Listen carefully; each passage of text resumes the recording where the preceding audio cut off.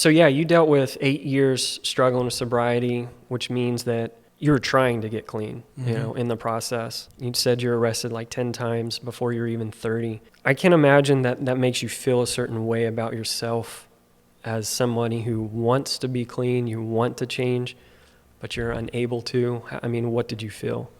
Yeah. Yeah, helpless in one word. This is impossible, you know. I couldn't live with alcohol, and I couldn't live without alcohol. Like throughout that 8-year span, I mean, it was just more and more disheartening, and it just kept on.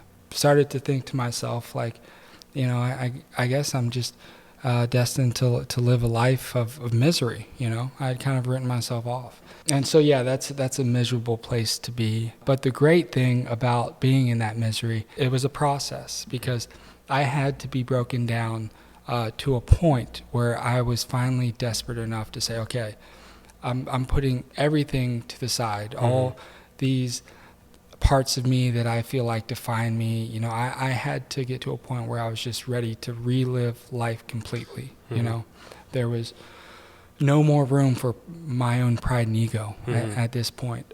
So that's all part of getting to that place that you need to get to actually, really, for the first time, try to get sober. You know, I tried, but it was all in vain.